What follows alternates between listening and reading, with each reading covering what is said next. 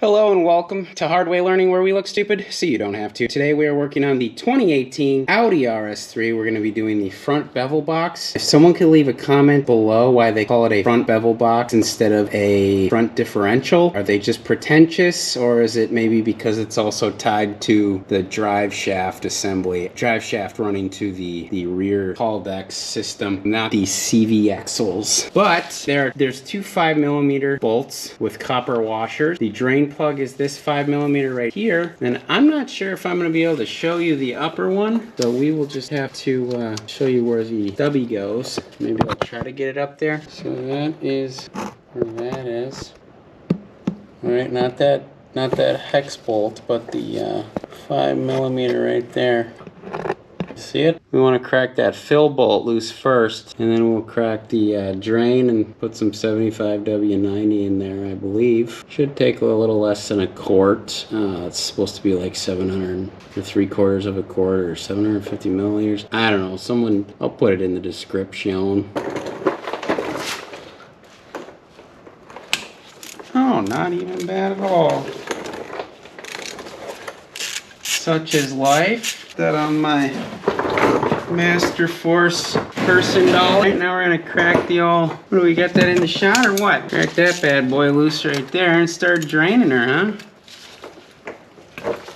I'm sure it's gonna spray all over the camera and the light. Recommend to get fresh drain and fill plugs.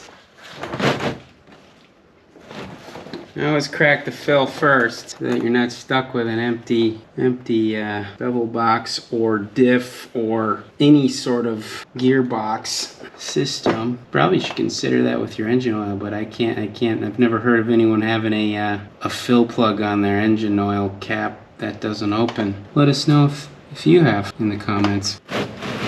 Gear oil always just smells so good. This looks like it's pretty much brand new. So I don't know if Ratified placed any of this stuff when they did the whole Alltrack 1000 kit. If you haven't been following along, this car has had one engine. The stock engine blew up with the stock turbo, custom code tuning, #winning. The hybrid SRM hybrid turbo setup was a sleeved block, built head, and that eventually had some coolant issues initially. I think there was like a coolant plug that needed to be blocked, so that ended up with the engine back out again. And then we had issues with the SRM turbo kit. The turbine housing cracked where the CHRA of the turbo bolts to it, and that stock turbo hybrid manifold from SRM sat at their shop for 8 months before they welded it and grinded it back down. And then I think that's when the Alltrack kit went in, because it was just stuck there for so long. Got the Alltrack kit in, drove it for a day, and the sleeves had cracked and failed. So then the engine came back out again, and now it's got a fresh DNWA block from a 8V.2, if that makes any sense in anyone's brain,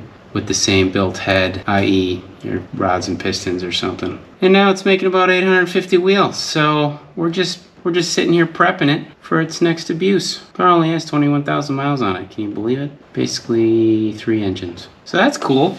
We'll get the torque specs on the video screen, and we'll use our motive, hopefully our motive hand pump to fill that. All right, we're torquing this to 11 foot-pounds, or 132 inch-feet. Yeah. And the fill procedure is basically fill it until it starts dripping out of the fill port. So I gotta figure out if I can even snake my gosh darn filler up in here. Got a little bit of a hook to it.